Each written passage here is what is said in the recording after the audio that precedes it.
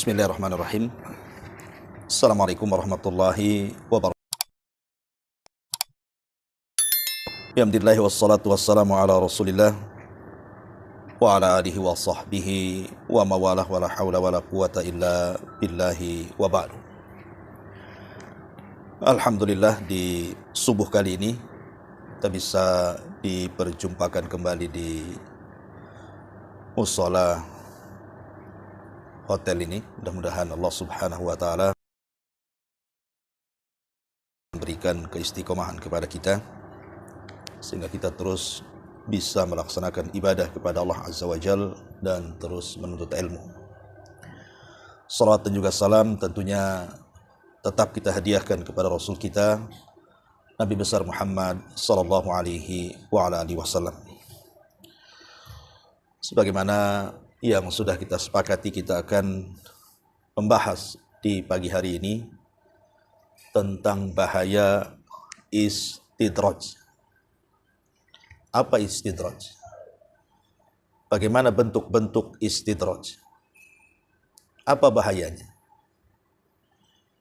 Tentu ini pembahasan yang menarik kita akan bahas karena istidraj ini perkara yang samar di tengah-tengah manusia, di mana ketika Allah Subhanahu wa taala membukakan nikmat kepada manusia, disangkanya bahwa Allah sedang sayang kepadanya. Padahal tanda sayang Allah Subhanahu wa taala bukan karena Allah membukakan dunia, tetapi banyak orang yang tertipu dan seolah-olah itu bagian daripada sayangnya Allah kepada dia.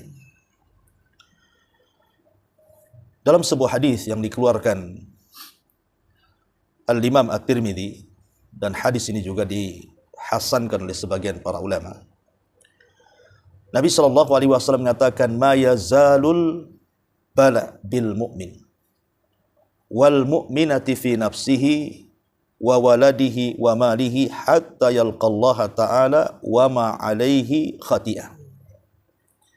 Kata Rasul, akan senantiasa ujian itu menimpa seorang mukmin laki-laki atau seorang mukmin wanita, baik pada jiwanya, pada anaknya, pada hartanya, sampai betul-betul dia akan menghadap Allah dan tidak ada sedikit pun dosa yang dihadapkannya. Dari sini kita tahu bahwa salah satu sunnatullah, manusia itu pasti diberikan ujian oleh Allah Subhanahu wa taala.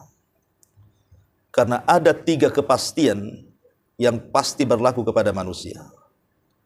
Satu, bahwa manusia pasti tidak akan istirahat di dunia. Akan terus ada cobaan dan demi cobaan yang akan menimpanya. Yang kedua, manusia pasti akan dibicarakan manusia. Maksudnya manusia akan dibicarakan manusia yang lainnya. Tidak ada satupun manusia yang tidak dibicarakan manusia yang lainnya. Kemudian yang ketiga, manusia pasti mengalami kematian. Inilah 3 kepastian.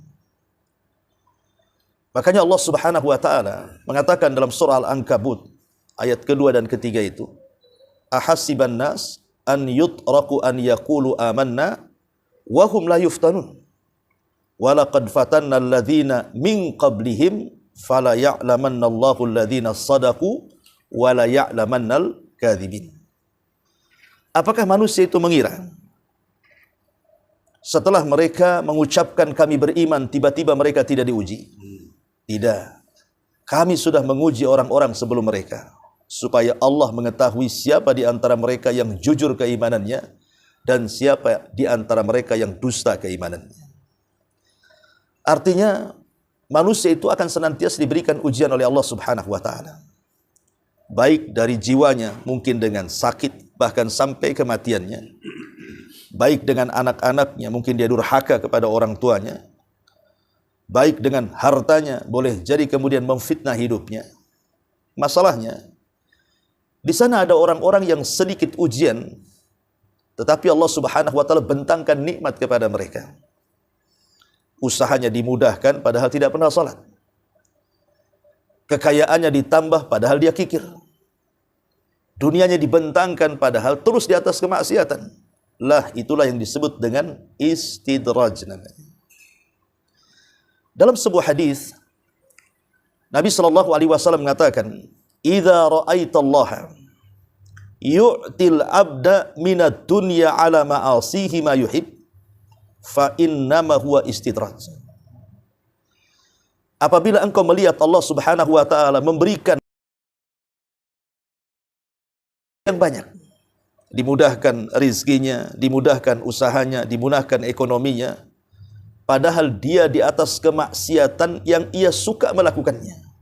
Kata Rasul, ingat itu disebut istidraj namanya.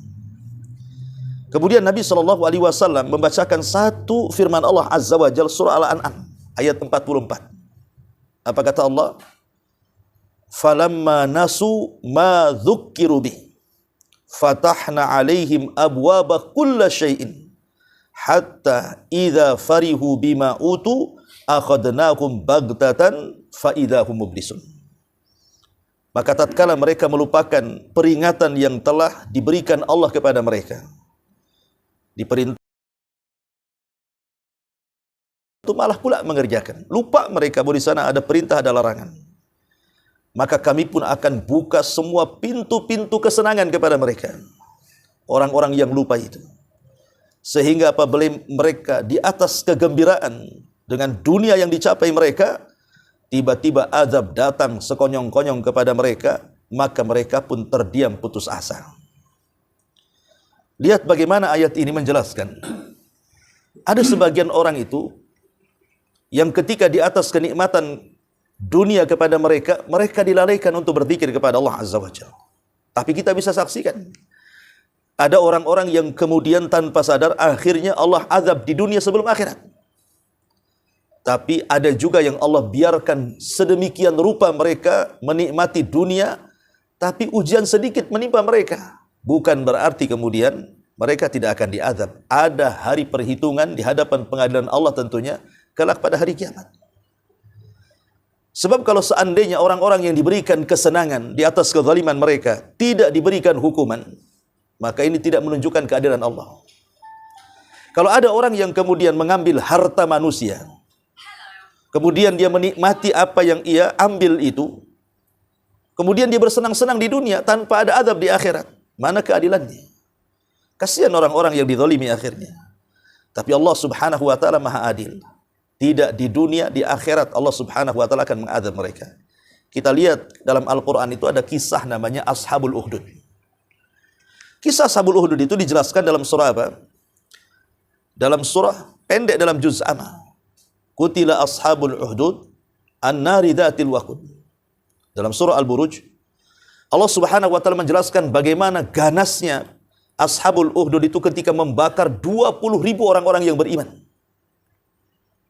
Tapi Allah tidak menjelaskan dalam surah Al-Buruj itu hukuman bagi mereka.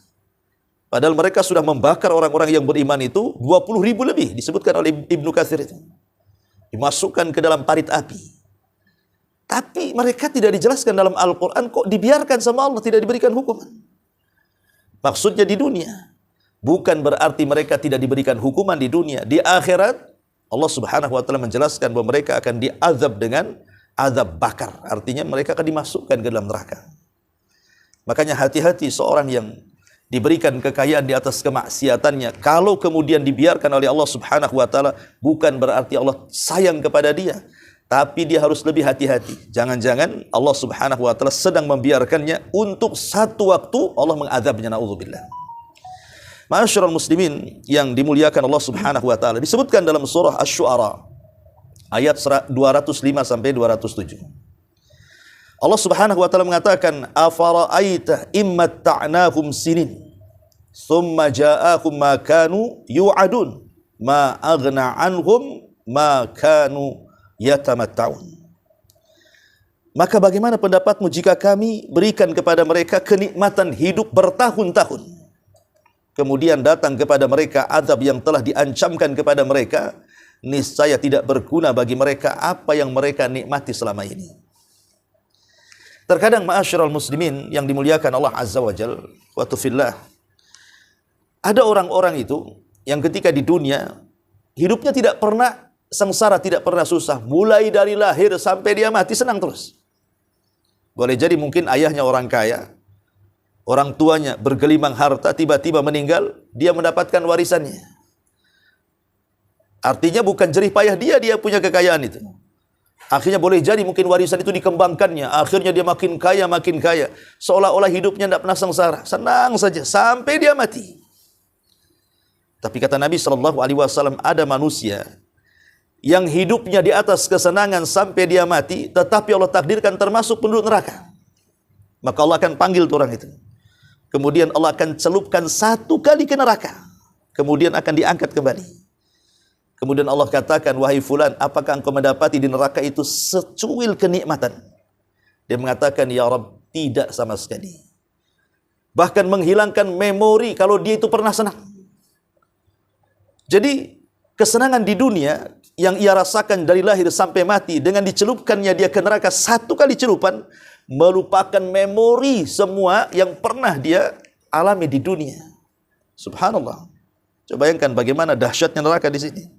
Bisa menghilangkan semuanya, seolah-olah dia tidak pernah hidup senang. Lah disinilah, jangan sampai kemudian orang itu tertipu dengan istidraj di sini. Ma'asyiral muslimin yang dimuliakan Allah Subhanahu wa taala, disebutkan oleh para ulama tentang gambaran istidraj itu seperti apa. Ada 6 perkara, hati-hati kalau ada pada diri kita ini. Karena ini gambaran istidraj, 6 perkara ini. Pertama, Allah bukakan dunia semudah-mudahnya. Hati-hati kalau Allah Subhanahu wa taala membukakan dunia dengan sangat mudah. Buka usaha ini untung, buka usaha itu untung. Gelar ekonomi ini untung. Pokoknya apapun yang ia usahakan di dunia, tidak ada ruginya tuh. Ya mungkin sekali-kali rugi, tapi kalau kemudian diberikan keuntungan lebih banyak dibandingkan ruginya. Padahal ibadah dia itu tidak banyak. Tapi Allah Subhanahu wa taala seluasnya. Hati-hati kalau seperti ini. Jangan tertipu dengan mudahnya urusan dunia. Yang kedua, Allah Subhanahu wa taala memberikan tambahan umur. Usianya mungkin melampaui batas yang disabdakan Nabi SAW. Kata Rasul, usia umatku berapa? Antara 60 sampai 70. Ya. Tiba-tiba Allah berikan usia lebih daripada 70. Mungkin 80, mungkin 90, ini hati-hati. Kok bisa ditambah usianya oleh Allah Subhanahu wa taala? Padahal dosanya itu tidak pernah berhenti. Kok ditambah usianya?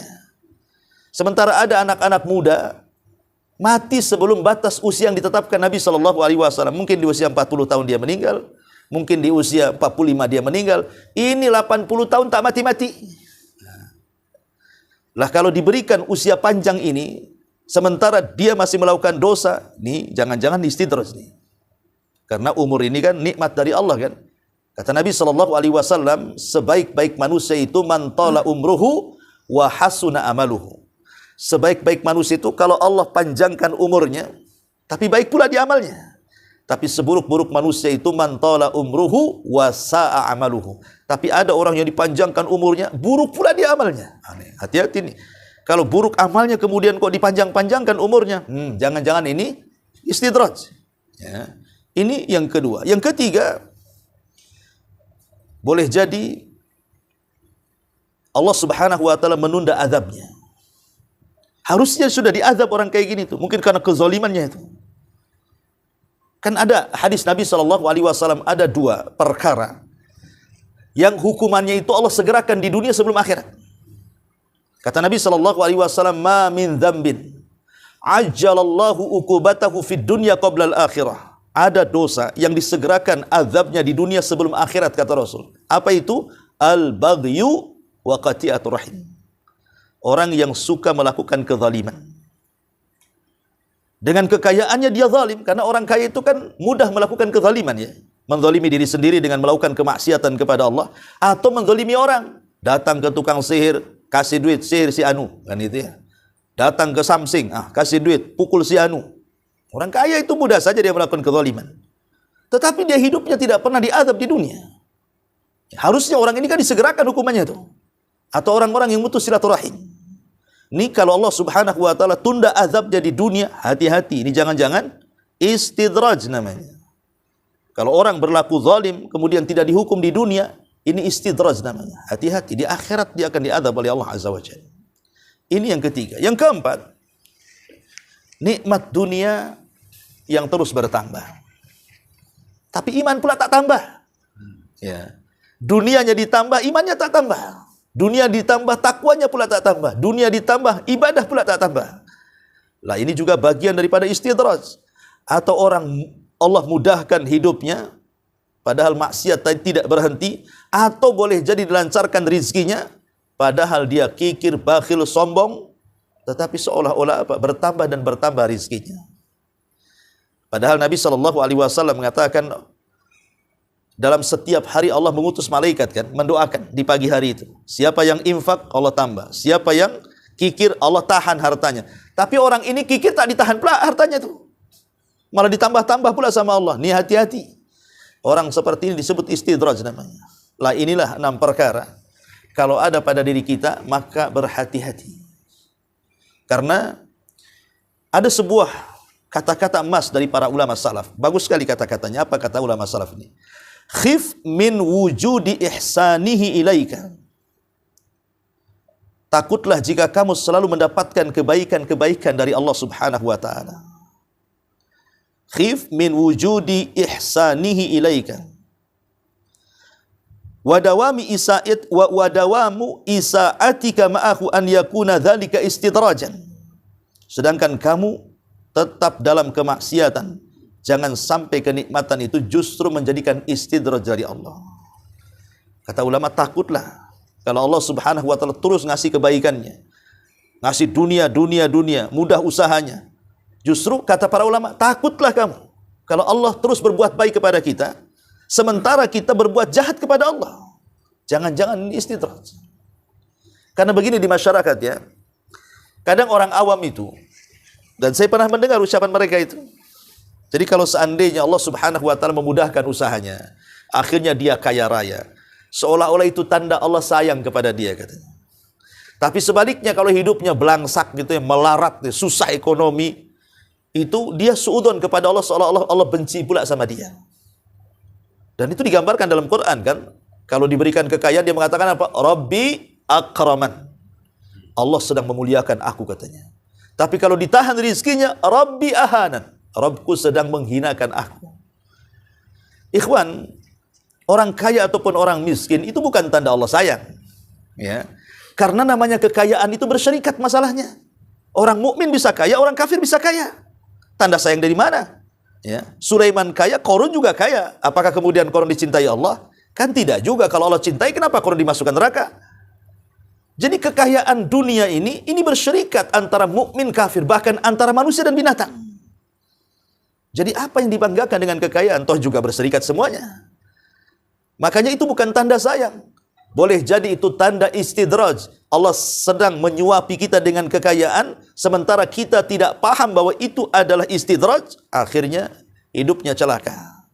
Ma'asyiral muslimin yang dimuliakan Allah Azza wa Jalla. Pertanyaan pun muncul. Kenapa Allah berikan istidraj coba?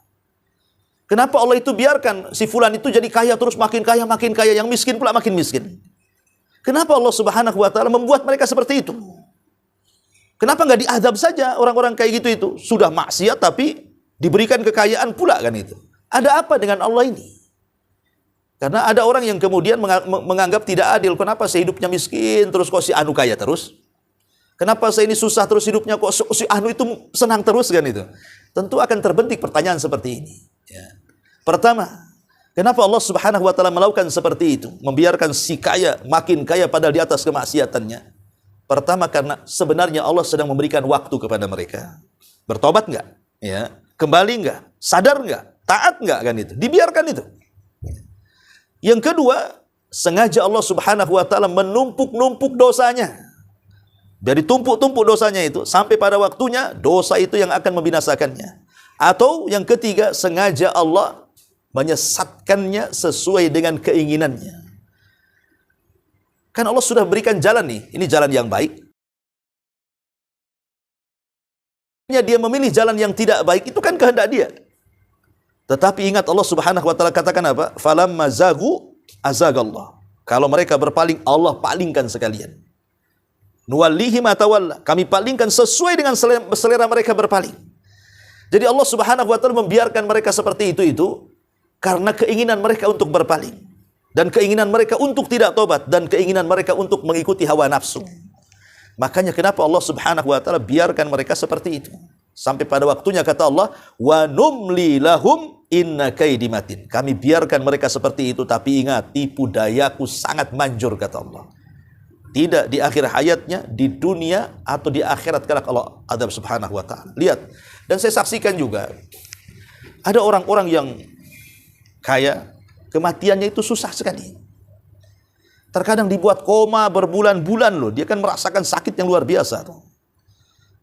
Terkadang dibuat hidupnya itu susah di akhir hayatnya, dia tidak bisa menikmati kekayaannya. Sekarang begini, kalau dari muda ya, antum mencari harta, kemudian setelah tua kaya raya, tiba-tiba Allah Subhanahu wa taala kasih penyakit yang dia tidak bisa memanfaatkan kekayaannya. Contoh dia kena stroke, kemudian terbaring, kemudian di kursi roda, padahal mobilnya bagus, rumahnya luas, tamannya indah. Apa ini nikmati coba? Jalan ke taman rumahnya aja tak bisa. Mau makan aja disuapi. Lalu apa gunanya menumpuk-numpukan kekayaan kalau seandainya sudah tua tidak bisa menikmati, kan begitu? Itu namanya menyiksa diri namanya. Itu di dunia ada orang kaya itu yang tidak bisa menikmati kekayaannya loh. Bagaimana di akhirat coba? Dia akan ditanya dua soalan. Dari mana kau dapati? Kemana pula kau belanjakan? Dua soalan ini pasti harus dijawab. Dari mana kau dapat? Kemana kau belanjakan? Ada orang yang terbebas dari soalan yang pertama, belum tentu dia terbebas dari soalan yang kedua. Atau sebaliknya. Seperti ada orang yang sudah mencari kekayaan dengan cara yang halal. Betul-betul halal. Banting tulang, keringat bercucuran. Memang betul-betul halal dari pagi sampai sore dia bekerja. Tetapi rupanya setelah mendapatkan uang, dia gunakan untuk maksiat pula kepada Allah. Memang dia selamat dari soalan pertama kan? Dari mana kau dapat harta? Halal ya Rabb. Kemana kau belanjakan? Untuk zina, judi online, ya, apalagi khamar, mabuk dan begitu seterusnya. Berarti dia tidak akan selamat dari soalan yang kedua. Ataupun sebaliknya, mungkin dia mengambil dengan cara yang culas, dengan cara yang curang. Tapi niatnya baik untuk menghidupi keluarganya, untuk berderma kepada orang-orang yang memang membutuhkan, untuk dakwah dan begitu seterusnya. Memang dia selamat dari soalan yang kedua. Tapi dia tidak selamat dari soalan pertama kan? Dari mana kau dapat harta itu? Ya. Hasil judi ya Rabb kan itu. Kemana kau belanjakan? Bangun masjid ya Rabb. Memang bagus tuh bangun masjidnya. Tapi dari mananya? Itu juga perlu dijawab. Tapi walaupun demikian, yang namanya harta haram itu tidak akan diterima oleh Allah Subhanahu wa taala. Karena Allah itu jamil yuhibbul jamal. Innallaha thayyibun la yaqbalu illa thayyiban. Allah itu baik, tidak mungkin menerima kecuali yang baik-baik. Ya. Umpamanya kayak cerita siapa itu? Robin Hood, ya kan? Dia mencuri, kasih fuqara kan? Diterima? Enggak. Dalam Islam itu Allah itu baik, tidak menerima kecuali yang baik-baik. Ya. Nah, ini yang harus dipahami bahwa istidraj ini sangat bahaya sekali, ya. Ma'asyiral muslimin wal muslimat rahimani wa rahimakumullah.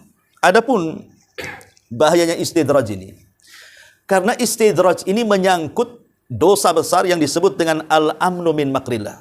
Dia merasa aman dari makar Allah, itu masalahnya. Jadi kenapa istidraj ini sangat bahaya? Karena dia merasa aman dari makar Allah, itu masalahnya. Sementara aman dari makar Allah ini madaratnya besar. Pertama, orang yang merasa aman dari azab dan makar Allah itu, maka dia menjadikan orang itu lalai untuk melakukan ketaatan. Orang kalau merasa aman dari makar Allah, dia akan merasa aman. Sehingga tidak ibadah pun tidak ada masalah.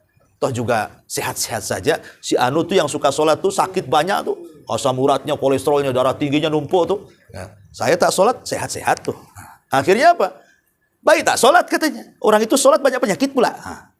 Itu gara-gara aman dari makar Allah tuh. Akhirnya dia lalai untuk beribadah kepada Allah Subhanahu wa taala. Ini yang pertama. Yang kedua, ingat bahwa merasa aman dari makar Allah Subhanahu wa taala itu apa bedanya Anda dengan binatang? Nggak ada beda. Ya. Lihat binatang itu aman-aman aja tuh kan. Ya, dia mau curi makanan kawannya ya aman-aman aja gitu ya. Dia mau hantam kawannya juga ya aman-aman saja. Itulah orang yang aman dari makar Allah itu kurang lebih kehidupannya seperti binatang. Kepikiran, wah nanti Allah akan balas dan dah. Ya. Kalau dia sakiti orang itu, dia senang-senang saja. Kenapa? Dia tidak terpikir bahwa Allah akan membalas itu kezaliman dia. Lalu apa bedanya Anda dengan binatang? Ya. Kemudian yang ketiga, aman dari makar Allah ini, kata Allah, termasuk orang-orang yang rugi, termasuk orang-orang yang kafir, bahkan termasuk dosa besar. Ada sebuah ayat dalam Al-Quran, Allah subhanahu wa ta'ala mengatakan, afa amina ahlul qura an ya'tiyahum ba'suna bayatan wa hum na'imun. Awa amina ahlul qura an ya'tiyahum ba'suna dhuhan wa hum yal'abun. Afa aminu makrallah wa fala ya'manu makrallahi illal qaumul khasirun. Apa kata Allah? Apakah penduduk negeri itu merasa aman ketika datang azab kami di waktu malam sementara mereka sedang tidur? Apakah mereka merasa aman penduduk negeri itu ketika kami datangkan azab di waktu duha sementara mereka sedang bermain-main? Apakah mereka aman dari makar Allah? Dan tidaklah orang yang merasa aman dari makar Allah kecuali orang-orang yang rugi, kata Allah. Kita lihat di negeri Indonesia ya.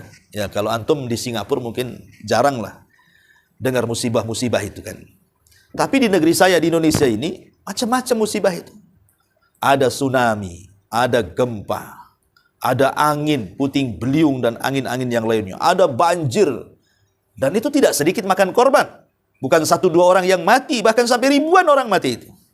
Saya perhatikan bencana ini yang Allah timpakan di negeri Indonesia ini, itu kebanyakan di malam hari. Itu kebanyakan di malam hari atau mendekati subuh tuh.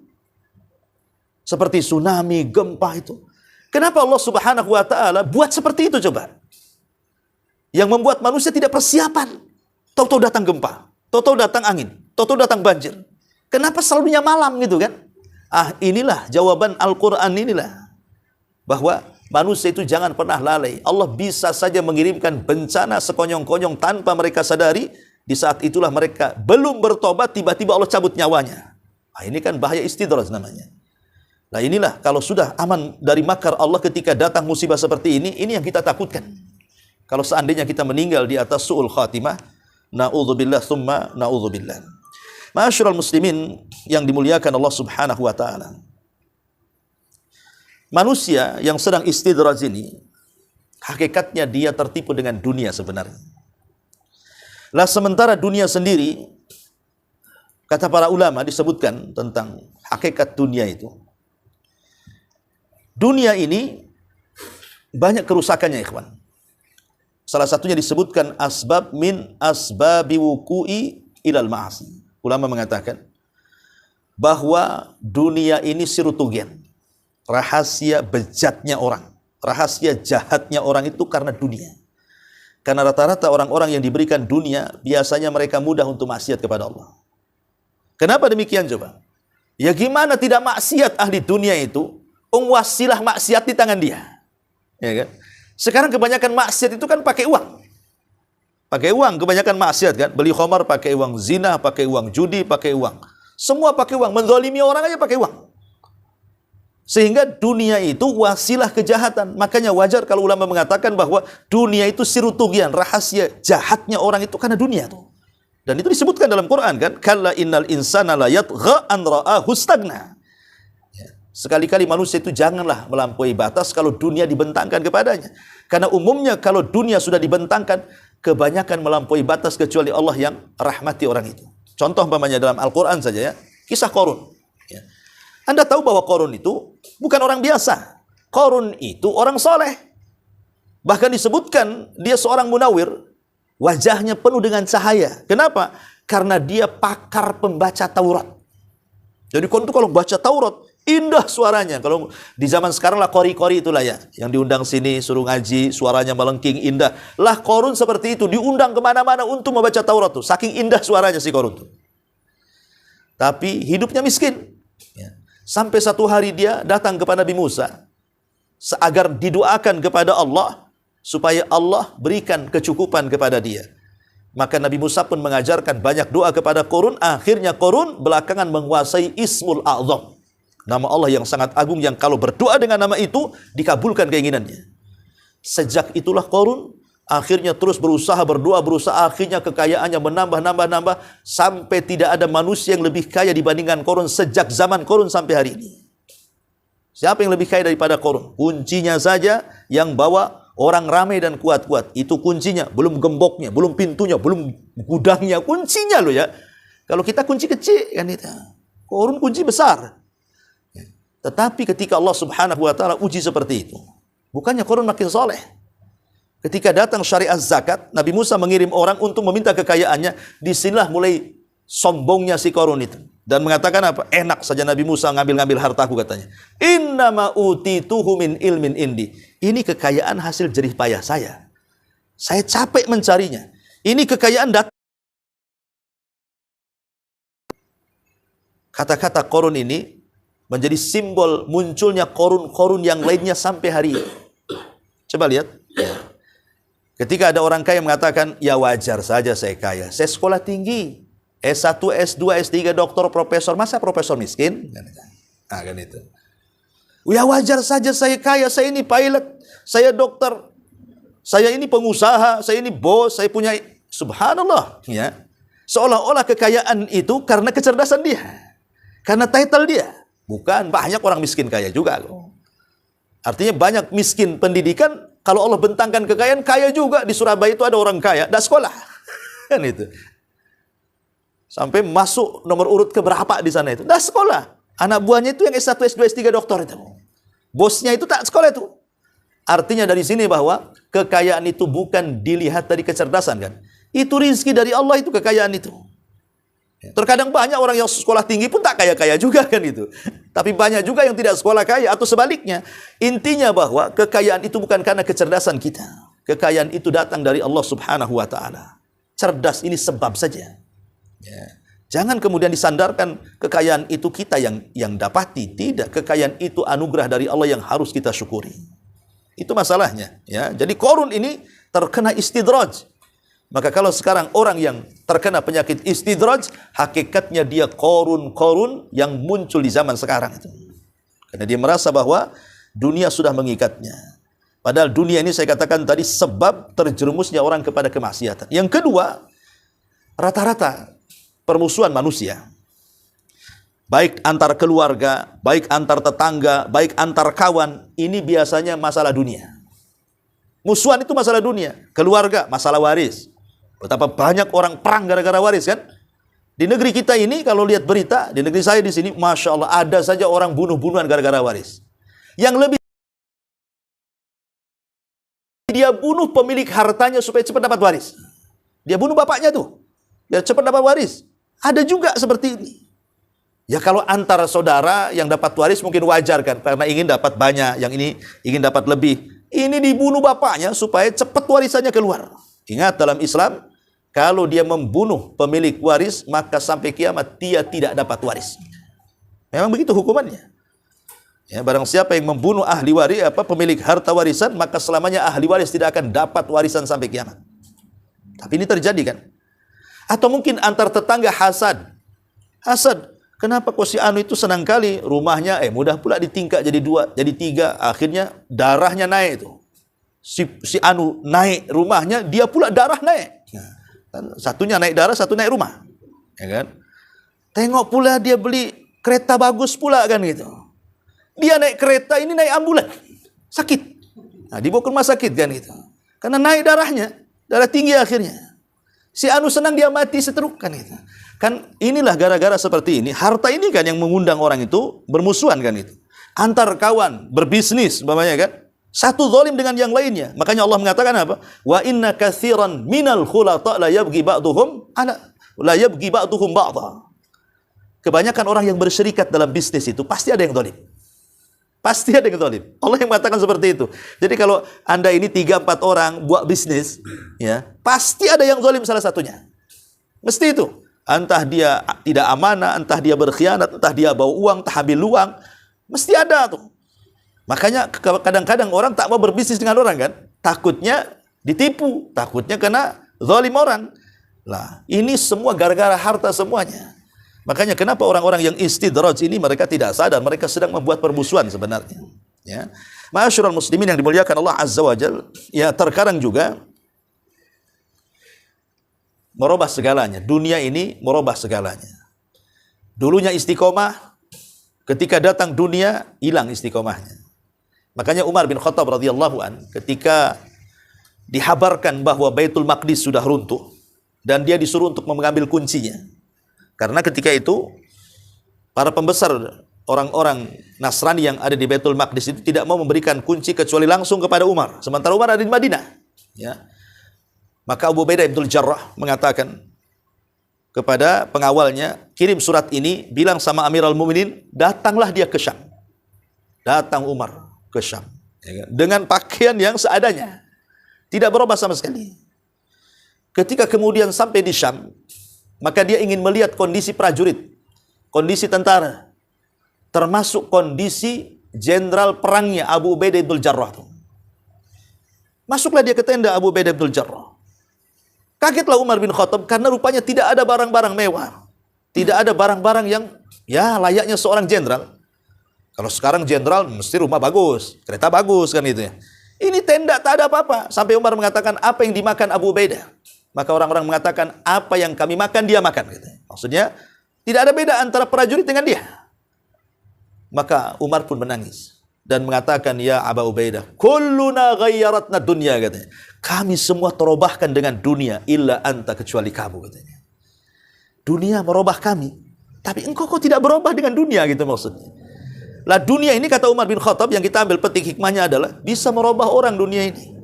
Kadang dulunya sholat, gara-gara dibentangkan tak sholat.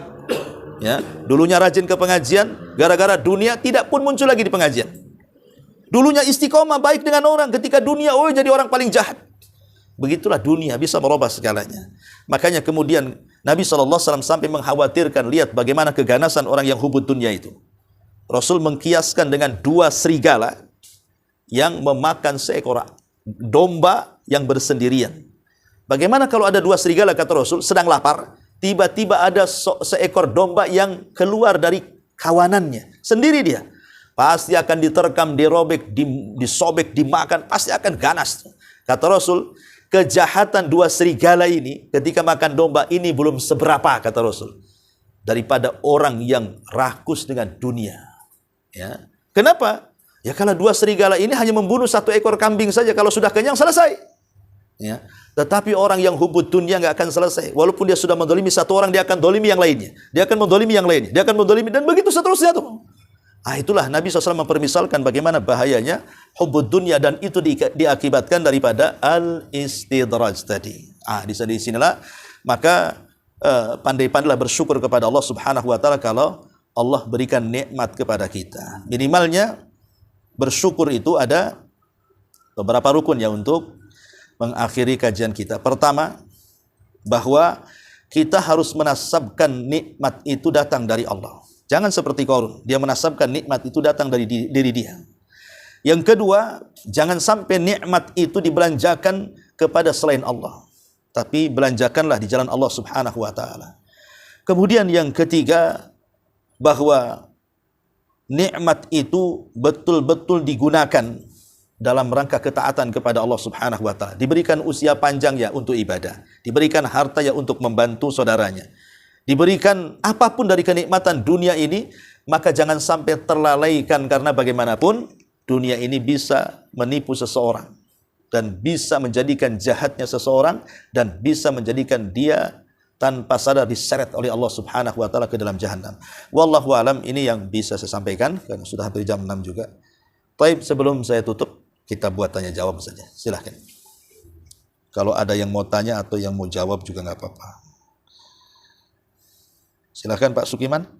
Tak ada Pak. Tak ada. Masya Allah, sudah cerdas, sudah paham. Masya Allah, punya ilmu laduni. Istimewanya pas itu. Tinggi ilmunya. 20 tahun belajar tak pernah ada soalan. Masya Allah. Pernah 1 kali di sini, Din? Pernah ya? Pernah. Lain macam tu. Lain macam. Mimpi lah. Iyalah. Ya, mudah-mudahan yang sedikit ini bermanfaat. Insyaallah kita berjumpa di lain kesempatan. Mudah-mudahan kita diberikan usia panjang, dan panjangnya usia memperbaiki amalan kita. Subhanallah bihamdika, asyhadu an la ilaha illa anta, astaghfiruka wa atubu ilaik. Allahu taala alam. Assalamualaikum warahmatullahi wabarakatuh.